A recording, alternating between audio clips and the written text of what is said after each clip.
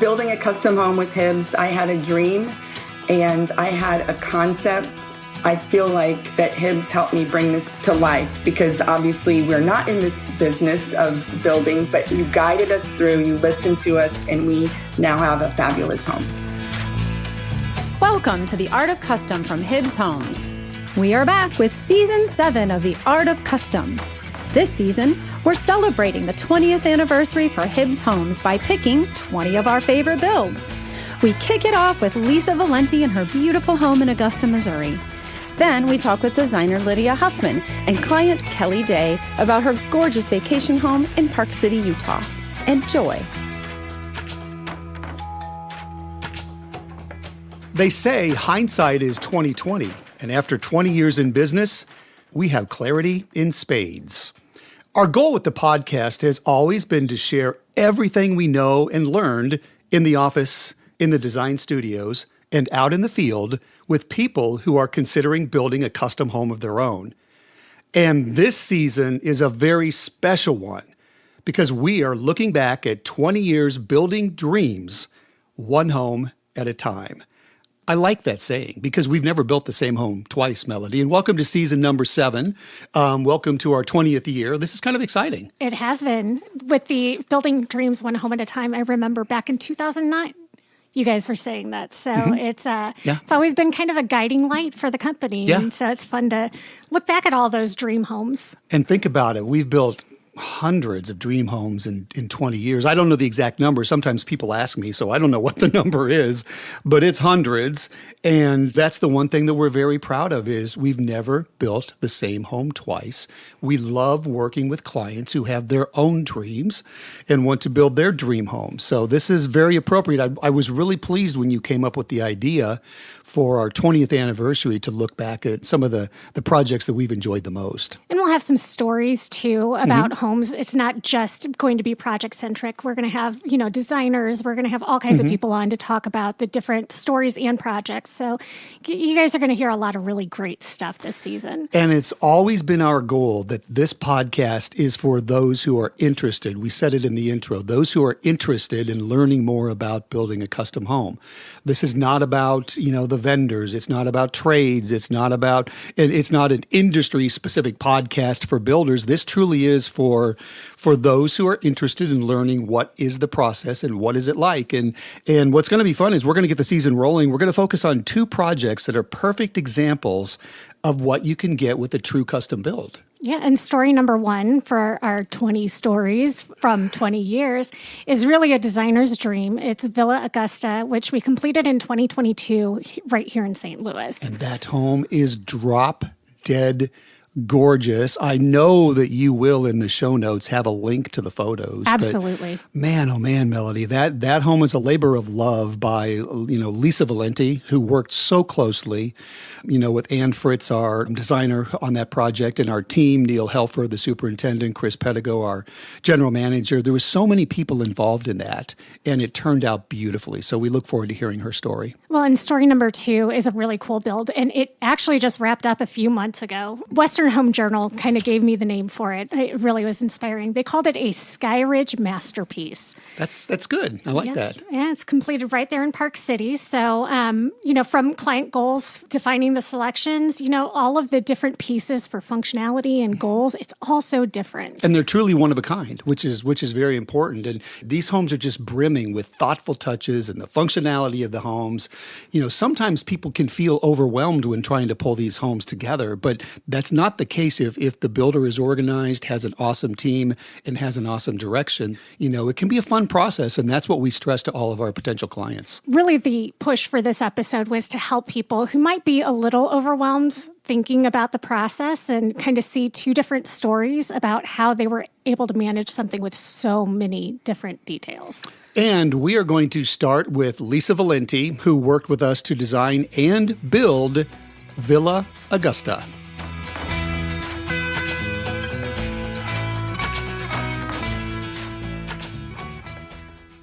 I want to talk about the project itself because the finished product is stunning.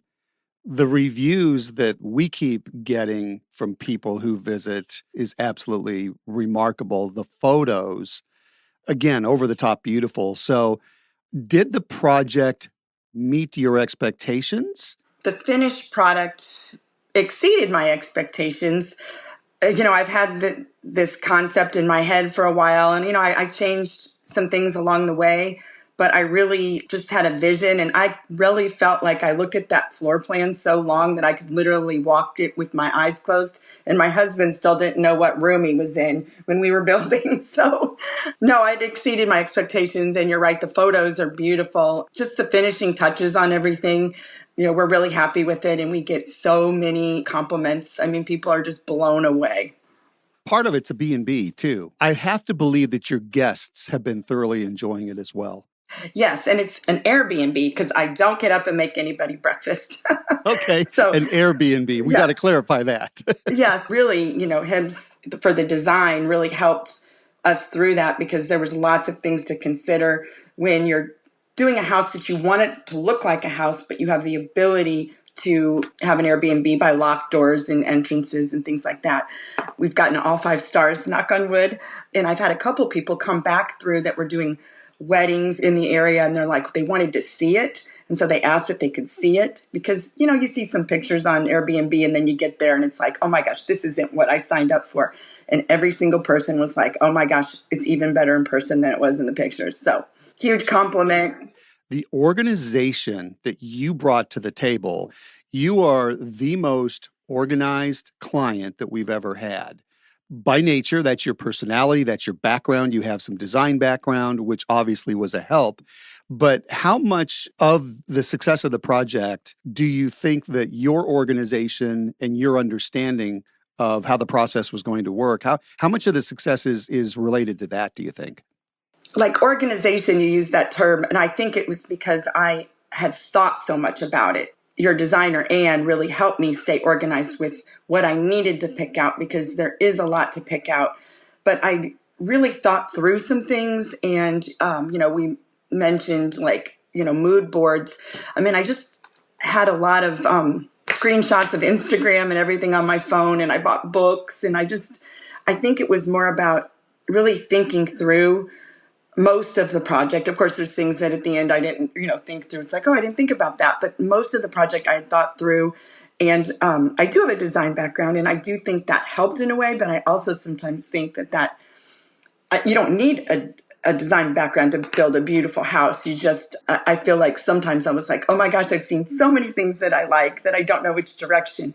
But I think people that I talk to that don't have a design background, they really can hone in. They just need to get more pictures and to think through rooms and to think through rooms that touch each other and that type of thing. And if somebody who doesn't have a design background, they just know they want a beautiful home, comes into the process and they're starting to feel overwhelmed, what would be your piece of advice for them as they enter the process, and who should they be looking for?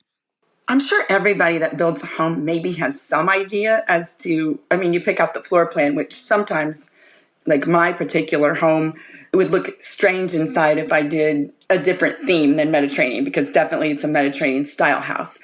As far as what people without a design background can do, I think they need to decide, well, the floor plan, obviously what your family needs. There's so many resources online now. You just get a picture of what, like a concept, and then you just kind of build on that.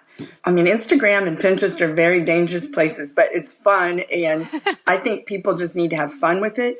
There is something, especially towards the end, of a little bit of decision overload. And there's some decisions that aren't as fun as others. I was also lucky that my husband, he didn't want any say in anything. So I got to do whatever I wanted. But, it's just really getting with, who's building and just sit through looking through pictures and then just decide this is the direction. And then what you have with Hibbs is you've got designers that will really help people hone in on, with this type of house that you're building, let's look at these options. So I think you have to rely on your resources, rely on your pictures, and rely on your gut. It's kind of a joke that maybe your husband didn't really care as much, but I wonder if there's something to that, is almost having a point person to kind of be the main neck to ring, so to speak, when it comes to decision making. Do you think that that's possible? Or is it really like, how do you even manage that designing a home with somebody, do you think? So, well, for me, obviously, I didn't really have to worry about that. But I've actually heard people say, wow, I could never build a house. Like, it's just too much. And I really think that it is a lot, but it's so worth it at the end. Like, you have to make it fun and you've got to keep the end in mind. So I would think, I mean, Dan did help make some decisions. It's just really just sitting down and talking through it with your partner or whoever you're building the house with. But I do think it does help to have a point person that is, I can't imagine going back and forth between them calling Dan and asking him a question. In fact, even for the more, construction wise things, some people would just tend to go to Dan and he's like, oh no, you got to go to my wife. So I think it's important to establish your buckets as to what you're responsible for, in the build, because sometimes people want to get more into like, I have a say on the plumbing, of course I have a say on the paint color, that kind of thing. Lisa, did you ever feel like it was decision overload? And if so, give us some thoughts, some suggestions, some recommendations for some of our future clients. I don't think it's possible not to have some decision overload. I don't think you have to pick out so many things, but you take it in stride. And, it's not like you throw up a custom home in 3 months. That's when the organization of your designer helps. It's like, this is what you need to pick out now. This is what you need to pick out now. And they do help with that. It's like, let's not worry about this now, but we need to get this done. Sometimes people are really quick at picking things out. I was the kind of person that wanted to see more. There is going to be decision overload, but it can be fun. And at the end, it's worth it. So that's what I would say to people. It's like, yeah, but that's all the past now. It's like you kind of don't remember pain. You only remember pleasure by nature. And I think you're absolutely right. We've used the word organization during this conversation, which I think is extremely important. One of the things that we really focus on within our team is procedures and processes. And I think that's where Anne, you mentioned her, Anne Fritz, who was your designer on this project and did a wonderful job. I mean, she has a great pathway through the decision-making process, and she knows from a construction standpoint what's the most important and what decisions have to come in what order. I'm guessing by this conversation that you would tell someone who's working with a builder who might not have an Anne or a Carla or a Lydia on their team. Do you think it's necessary to go out and hire a designer to work with? Oh, gosh. I mean, she was so invaluable to me, and we had a lot of fun. She would always say, like, I'm not going to tell you my opinion. I'm like, oh, yes, you are, because, I value that. So we had a lot of fun doing everything, and that made a difference. I mean, it was such a benefit that you had a designer that was part of it. Hiring an interior designer is very, very expensive. I would say because she was part of your team and it was just a total value added service that you provide. And, she is a designer. So it's not like you just have somebody off the streets trying to help people pick paint colors. I mean, she knows what she's doing. That's her trained background. Yep. Yes. So I think that was crucial.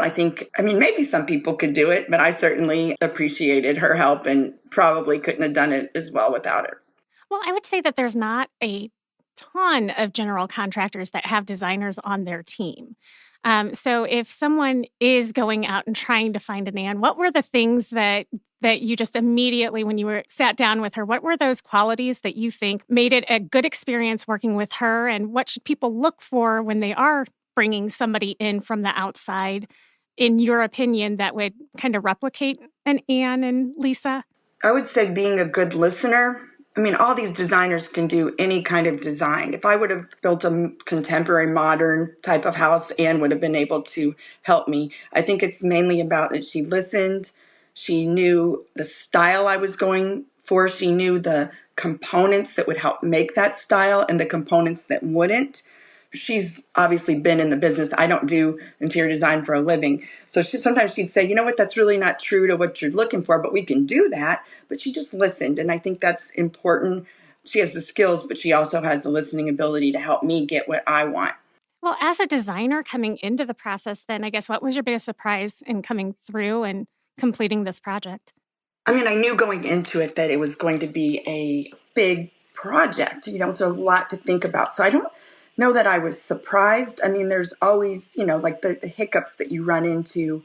you think you're going in one direction and then something might happen. And it's like, well, that's really not going to work once you see the build. So you've got to be able to be flexible and sort of reroute when necessary. So a couple of those things came up when you actually see the space and you actually get in it. And you're like, for instance, the beams on the ceiling, we had a lot of beams up there and it was just going to be too visually heavy, where it looked great on the plan, but it wasn't going to look great. So we just, you just have to be willing to try plan B. And I will say that there was a lot of things that surprised me about how we're going to fit this into the budget, because I have a lot of things that were going to be pretty expensive. And I will say that, Kim, you helped me so much with the stucco, because at one point we were leaning against the stucco because it was the cost. And you're like, Lisa, I really think you need to do stucco. This is your house. I'm going to keep on working for you and trying to get you a better price. And you did that. And I appreciate that so much. But those kind of things come up and you think you're going one direction and you might have to turn a little bit. So I would say you just have to be flexible. On that stucco comment, I remember that. And stucco, because of this design and this style, you had to have it. And so we just kept searching for the right contractor, and finally were able to find one that had a really good reputation in town and could do a really good job. So we were thrilled that worked out. It's interesting because when we go into this process with our clients, we tell them that we want this to be fun. We want them to enjoy it. There are a lot of decisions, but also be prepared that there will be those hiccups along the way. And you just, in building a custom home, a home that's never been built before, you have to go in expecting a few of those hiccups along the way. So did you have a certain way that well, you said you knew they were coming, so I think that helped you work through them better. But for someone who maybe would not have the experience or be prepared for them, give us some advice on how to deal with hiccups. I just think it's setting expectations with the process. I mean, like you just said, going into it, it's not going to be completely smooth, but if you know that going into it, it can still be completely fun. You get so tied up in the teeny tiny little things that, sometimes you need to be reminded. And I think Ann did a good job with this, is like, in the scheme of things, you're hyper focused on this one thing. And when you see everything, it's not even going to come into play. Like, you're not ever going to ever even notice that, but you just hyper focus on some of the things that weren't what you thought. But she was absolutely right. In the end, it's like, it's beautiful. And you don't see that little, it was such a big deal at the time when you found out, oh, I couldn't do this. And then all of a sudden it's like, oh, it just works out, So, Lisa, this is our 20th anniversary. And so what we're doing with the podcast this year is we're highlighting 20 homes. You would be the probably best person, because you run it as an Airbnb. If you could give me a 10-second elevator pitch type style about your project and how much fun you had with it, I'd love that. Oh, wow, that's pressure. Okay. More pressure than building your house. That's right.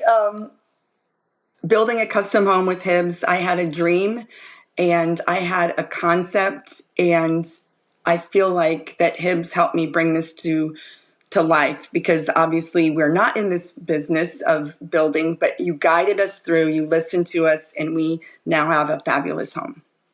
And I just want to piggyback off of that, saying that this truly has been one of our favorite projects. Obviously, if it's in the top 20, but it's near the very tippy top because of your organization.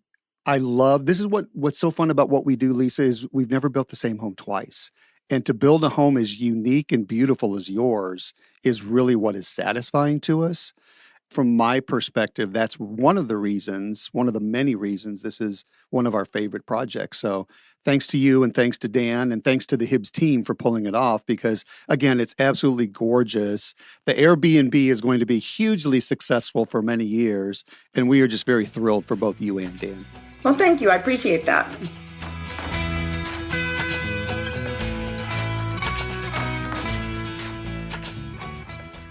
We kind of touched on this a little bit earlier, and when we made the comment that we've never built the same home twice.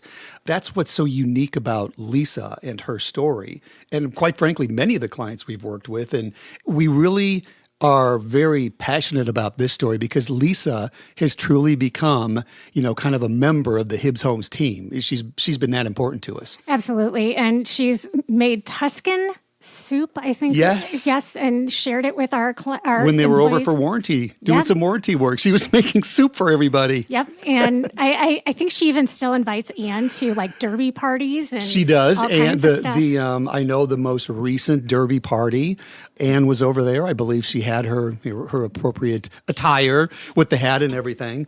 But Lisa's also been wonderful because she will absolutely pick up the phone and talk with anybody that we ask her to for referrals for Hibbs Homes. And that's the thing about a custom builder, and we encourage anybody who's talking with a builder is talk with some of the past clients and what's the builder like, what's the team like, what are the services they offer, how quickly do they respond if there's an issue or if there's a problem, do they come with suggestions instead of just here's the problem.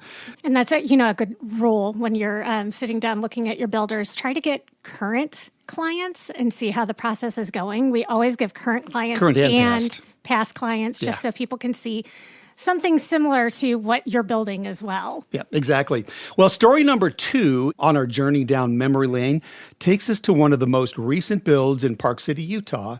And it was one that was recently featured in the Western Home Journal publication. It was. And there's a really great story behind the home. I mean, we don't exactly delve into her motivation for building. We didn't get as much of that story when we talked to her, but if you pick up or look at Western Home Journal's issue from winter and spring to 2025, you can actually hear directly from her why she built too. And it's a great story. So. We're talking about Kelly Day. Yes. Melody, we have either ongoing or wrapped up 10 projects now in the Sky Ridge luxury development, which overlooks the Jordanelle just outside of Park City. And this client just mentioned her name, Kelly Day, and the designer on this project is Lydia Huffman. And they were gracious enough to chat with us during the construction of the home. And we love this client. We love the story. So we really wanted to take this opportunity to share it again.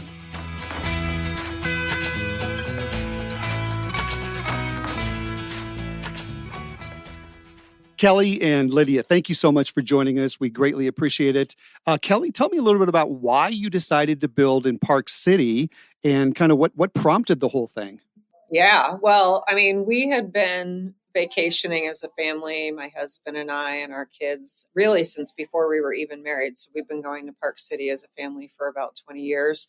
We just, love the environment there. We love to ski. We loved spending time there in the summer. And, over the years, as, once we got married and had kids and the kids grew up, our ideas about what we would do in terms of real estate in Park City kind of changed over the years.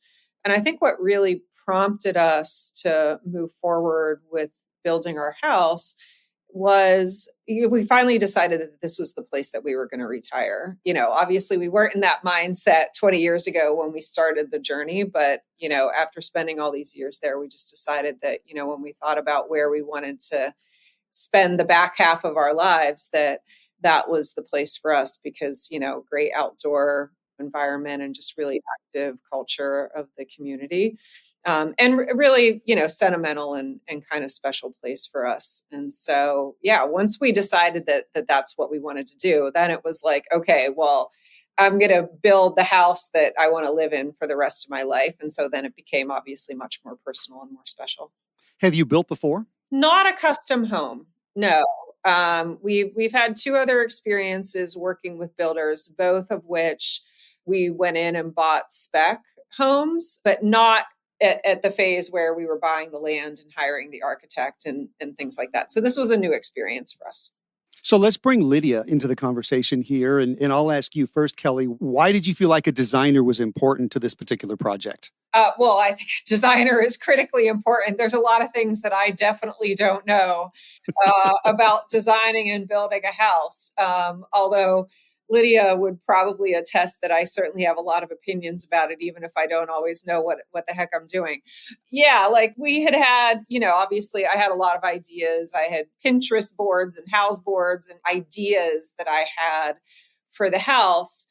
but I needed a partner who actually knew how to like bring those things to life, right? Like I needed someone who had the experience to be able to take what was my picture on a Pinterest board and actually turn it into reality and kind of guide us through making the choices. So it was great that we got connected actually through you, through Kim, to Lydia. And we've now been working together on this for over a year. And it's been a really great, rewarding experience. So, Lydia, not only is Kelly building from long distance, but in a way you are too, because you're based in Seattle. Talk a little bit about the importance of a designer from your perspective when working with custom clients. Absolutely. I appreciate that. I loved Kelly's words where she said it's a critical element. And so that validates that we're really important. I think where our value is for a builder and a client is truly the systems. And if we don't have systems in place, then it won't be beneficial to anybody else involved. So I love the fact that Hibbs introduced us to the Day family. And then right off the bat, it was builder, client, and design team all moving forward with the Day's vision together at the same time in an organized format. So for us, and we love our work outside of the greater Seattle area, it's all about the process, the systems, and probably the fundamental is communication and how that communication takes place and transfers back to the builders and your vendors and your trades to make sure their vision happens the way they wish for it to. And it's interesting you bring up communication because that's one of our core values. That's one of the things that we really strive to provide to our clients. And to take this a little bit more full circle, one of the things that we as builders enjoy about the relationship is when we're putting together a budget, we want to make sure that our budgets are accurate. And if we have the designer working with the client up front, it helps make sure that when we're populating our budget with the selections, whether it's cabinetry, flooring, whatever, that we are putting in the appropriate numbers. So, Lydia, how do most clients find you when it comes to design? Is it the builder who introduces you, or do you have people that find you through your website? I think it's probably a 50-50 thing.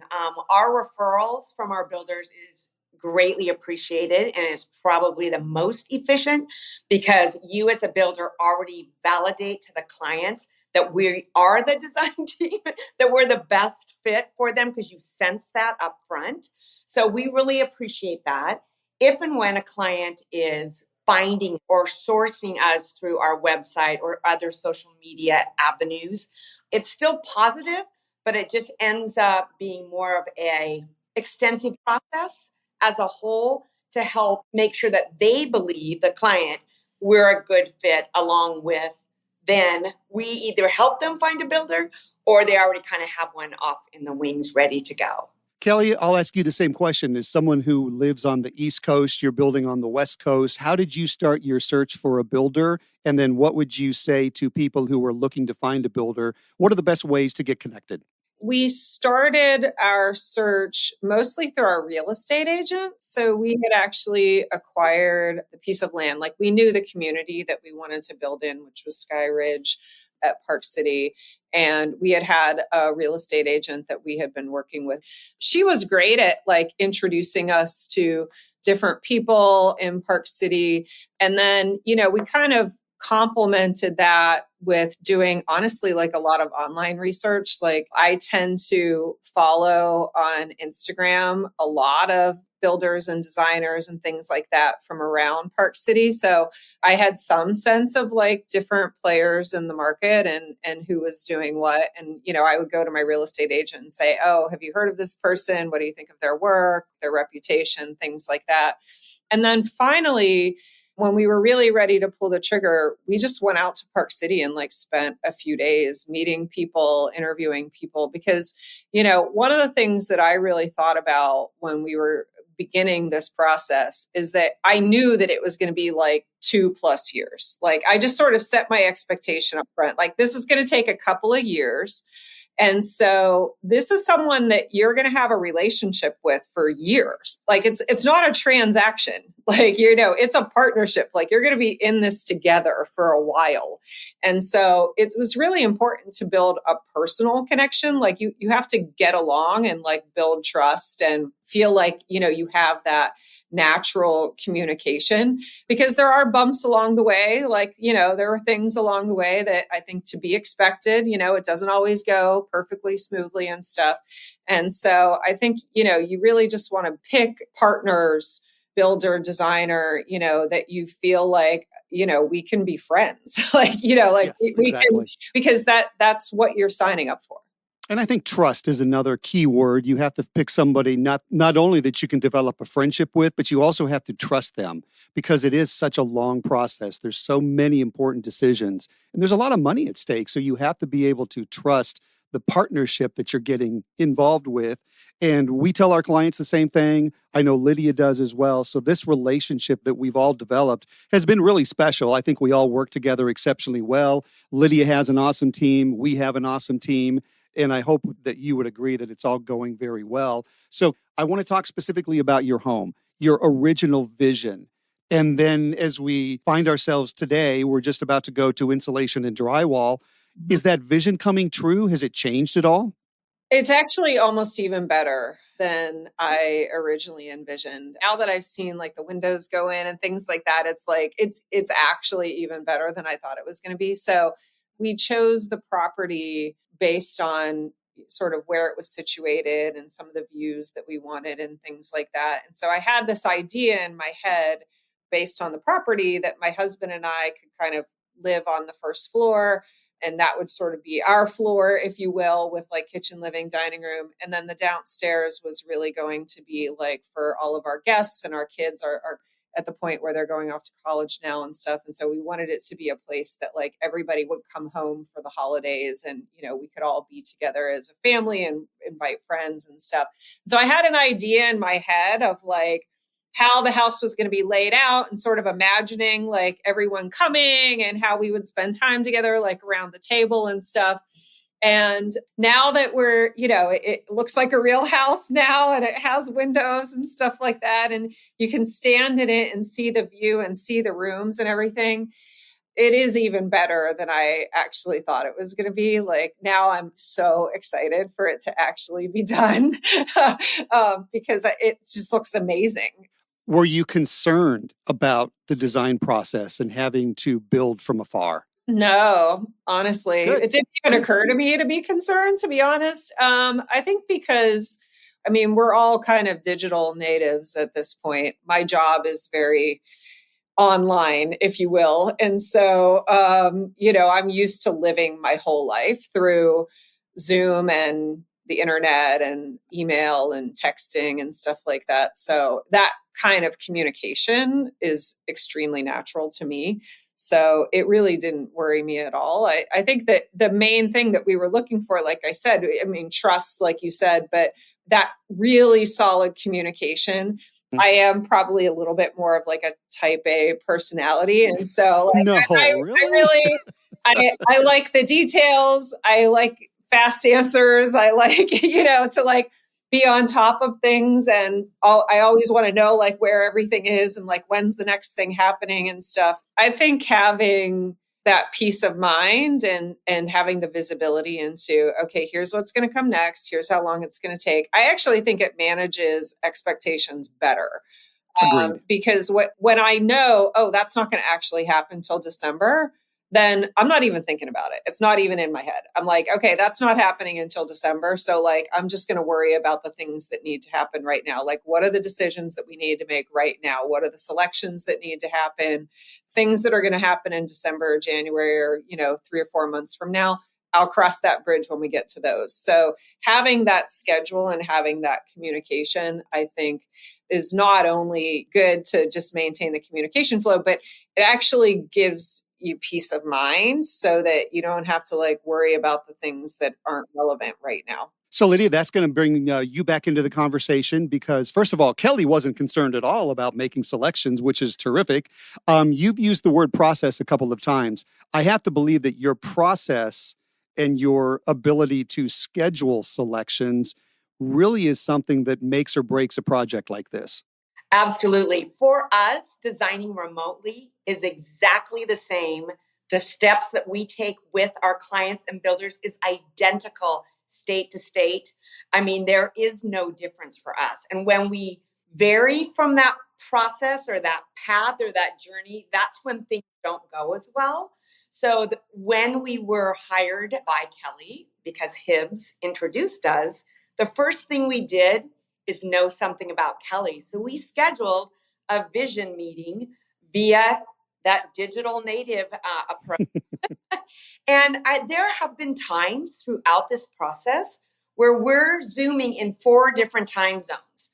But every time I would hang up from those Zooms, I would go, check, check, done, done. Because Kelly's very clear about her expectations.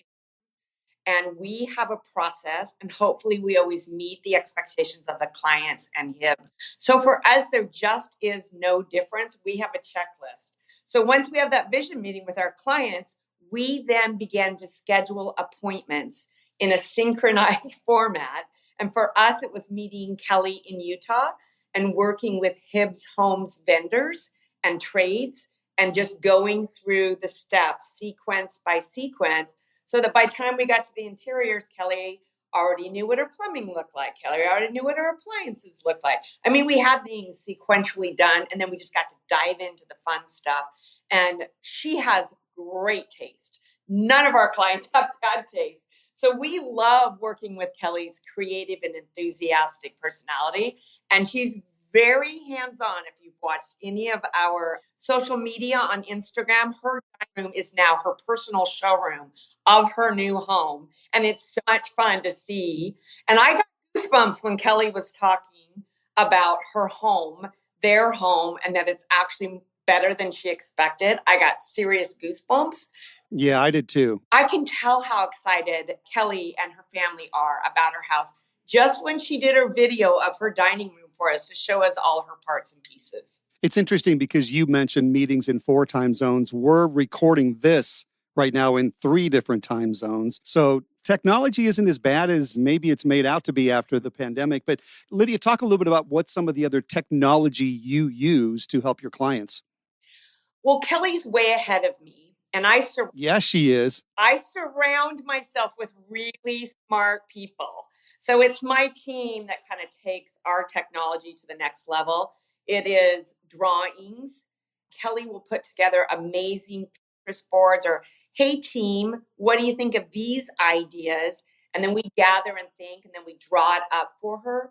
Or if she wants to change the hood color or she wants to change her wallpaper, my team, because they're so gosh darn talented, they can immediately put that into a format so Kelly can get a vision. So she can then say, okay, Lydia, done, check.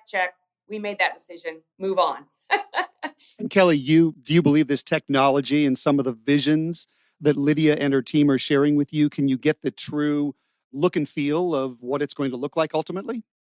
I can, yeah. I mean, they put together really nice presentations where essentially they lay out all the selections room by room and it's all itemized. And once I get that document, it does sort of show a nice board room by room of what everything looks like. And then I just kind of complement that with my own research. So like they'll send a list of, what each of the materials are. And so I will go on the manufacturer's website and like look at more detailed pictures. In a lot of cases, Lydia mentioned my dining room is like my design showroom. I've ordered like a zillion samples. So they pick all the hardware selections and the tile and everything. And I basically go and order samples of all of them. And then I have them sent to the house and then I can look at them in real life and say, oh, okay, this is what this handle looks like on this type of wood and with this fabric, on the drapes, things like that. Or in some cases, you can just go to a local showrooms. Lydia, I know there's a lot of project management software that you guys use and design software you use. We also are using construction software that helps Kelly keep up to date with selections. We have her she can go into our software.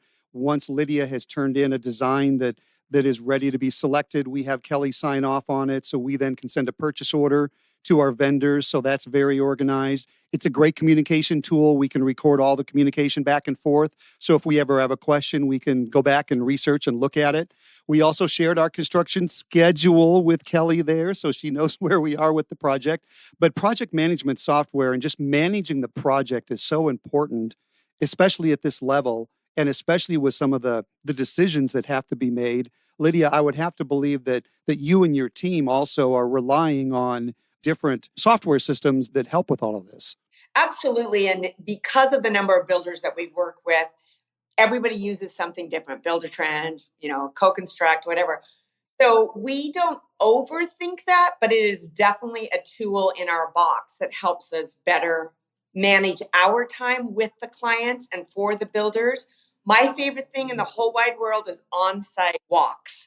So yes, we traveled to Utah.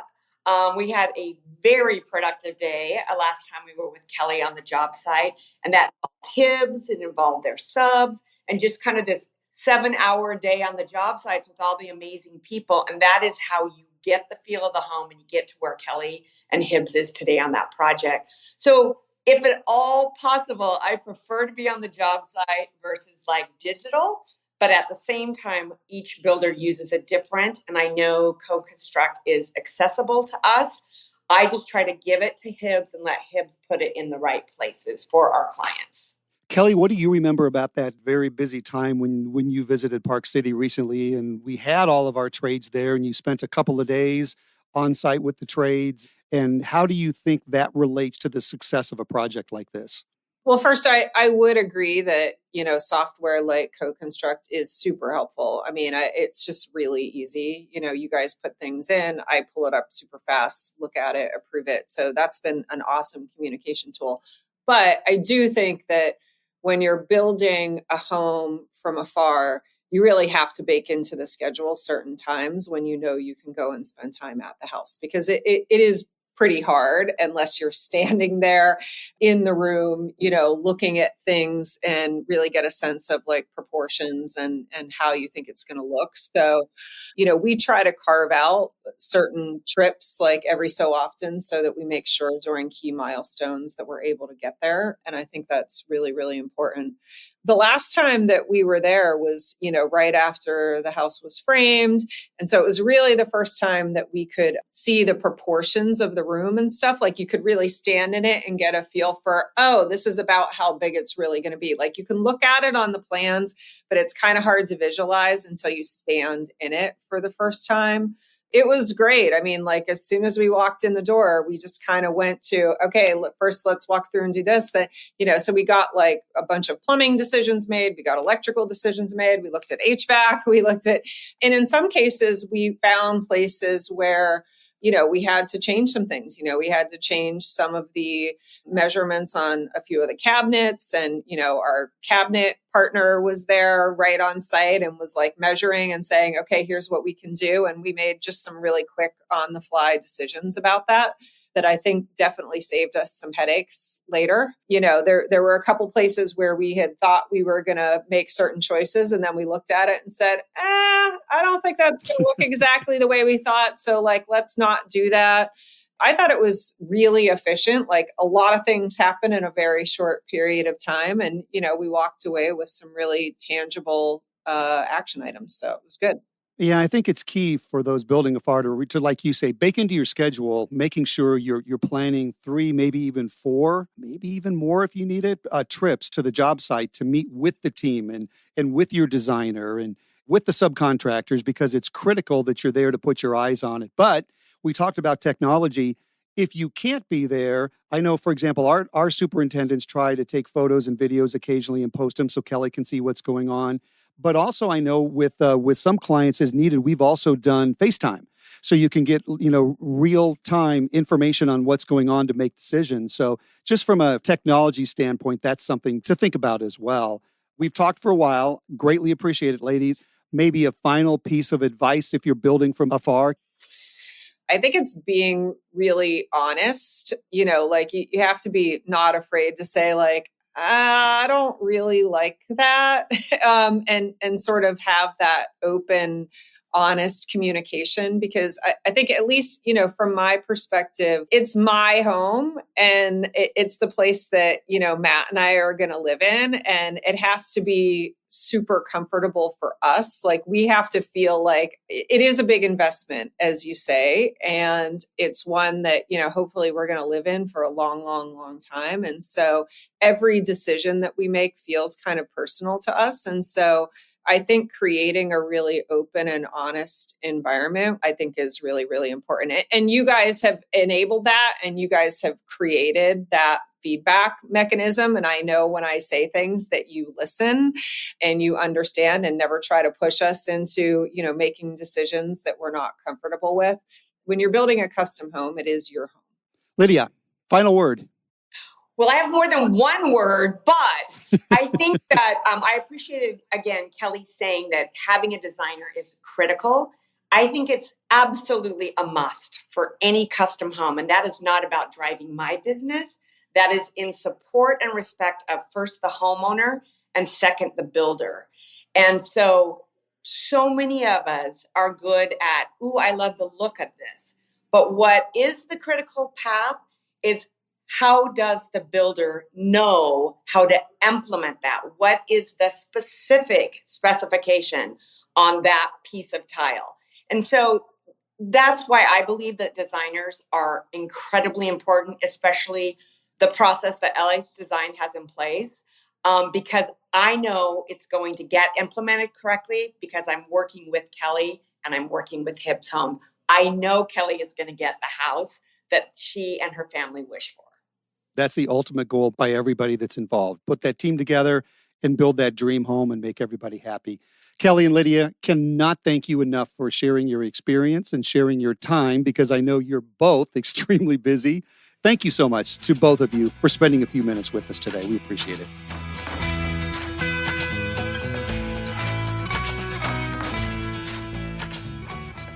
Needless to say, Kelly's project turned out just beautifully. And they just enjoyed their first holiday season in the new home. And I remember when we were finishing it, she and her husband, Matt, wanted to spend the entire month of August in the home. And so we were so excited for them, because it's a long process when you're designing a home and building a home, especially in the mountains. You can add several months just because of the weather conditions and the terrain, the topography. So the process from design through construction is like 3 years. And so you keep thinking about a beautiful new home, and I can't wait until we move in, and can't wait to bring the family. And she's got 2 little cats that she brings with her. They got to spend the entire month of August. She came out with some girlfriends in October and just had a ball. And this is the first year they get to spend the holidays there. And I still communicate with Kelly all the time, and she's so excited about it. And she's a Christmas nut. So, yes, that's right. Yeah, so being able to spend her first holiday as Christmas in that home. Yeah. And it's interesting, because when we say we've never built the same home twice, the interesting part about that is, even though you might have a design you're building your home off of, just like with Kelly, we kind of really love it when she said that things that weren't in the original plans actually turned out to be some of the favorite parts of her home. And that frequently happens. And that's when you have a good builder. There's a lot of great builders. We've talked about that for 6 years. Find one you get along with, because I promise you, there's things during the process when you see it 2-dimensionally on a piece of paper, you don't know what it's going to look like until it's actually framed up and you're in the middle of it. And you can really come up with some cool ideas to change things and make the home just exactly the way you want it. Right. And they help manage all of those pieces during the build. You know, the little details that might seem overwhelming, your designer is really going to have. That's their job. That's what they're thinking about. Yeah. And it kind of goes to show that you need to trust the process. That's a great question to ask the builder. What is your process? And then when you're comfortable with it, trust the process. Trust the designer you're working with. Don't be afraid to ask questions. Don't be afraid to give them your opinion, because again, this is your home. So, make sure that they're building the home you want. But again, trust trust that process and trust the designer, it really does work. Well, and Kelly has opinions, right? Oh, But yeah, absolutely. She still wanted to have those options. So you may think, oh, I'm very opinionated. This is going to be really hard. But your designer is going to present multiple options and really help you nail down exactly what those opinions are. And we were building from afar. Kelly and her husband live on the East Coast, and I remember talking to her, and the designer, Lydia, would be sending her things to her home on the East Coast. And Kelly would always talk about and laugh about how her dining room table has turned into this great display of what is going to go into her home and what could go into her home. But it was a fun project. She enjoyed it. The result is a beautiful home in Sky Ridge, just north of the Jordanelle, a home that Matt, Kelly, the kids, and the cats can enjoy for many years. Well, and we're going to link to photos from both of those projects. And we're also going to link to Lisa's Airbnb, because don't forget, you can actually stay the night. Oh, that's right. And Yes. Augusta, Missouri is there. There is some comparison to, the Napa Valley on the West Coast. Now, of course, it's not nearly as big. It really is a beautiful area. It's an opportunity for a getaway. And the Airbnb component is absolutely wonderful. And I know that Lisa is a wonderful hostess. She just does a great job. They got a pool, really well landscaped, a really nice swimming pool. So yeah, if you want to learn more about that too, it's you can do that in show notes. And managing that overwhelm, we wanted to provide a resource as well. And we have our recently updated Dream Home worksheet that we're going to link to from there. That's a resource that we've talked about before, but we give to our clients so that they can start pinning down ideas and think room by room, square foot by square foot. And I need to compliment you, because you spent a lot of hours putting that together, and it really makes a big difference. And that's something that's available to prospective clients, or quite frankly, anybody who might find it helpful. You might be building, on your own somewhere. It's just a great resource, and I really do thank you for the wonderful job you did with it. As great of a resource as our podcast. As our podcast, exactly. And speaking of podcasts, our next episode, you know what they say about Midwest homes. They're boring, they all look the same, they're older. Yep. Well, on our next episode, we are going to be breaking the Midwestern mold, because we are going to be talking about, drum roll please, 2 award-winning modern homes. Can we build modern homes in St. Louis? I mean, according to Reddit, we're one of the most trusted modern home builders here in St. Louis. That's true, because we've built many of them now. Because we started early, and that's one of the stories that we're going to talk about too. Is one of those first wave of homes after the Frank Lloyd Wright area down there in Sugar Creek Valley. So, if you haven't subscribed, you should do that. You better right now. Yeah.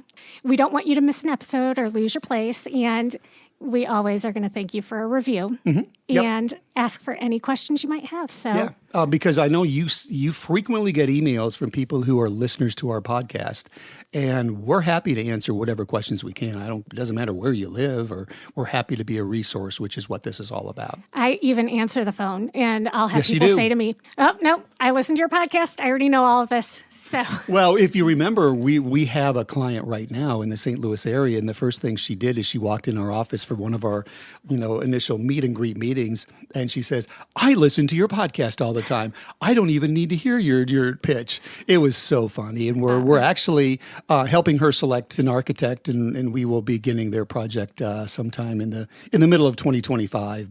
It is a lot of fun. We love doing the podcast. I know we had a little bit of a break there, but it's been a very busy time for us. We're glad to be back recording. We have a 10-episode season ahead. And again, our next episode, we hope everybody joins us for, we're going to break that Midwestern mold and take a look at some very modern homes. So we hope we see you then.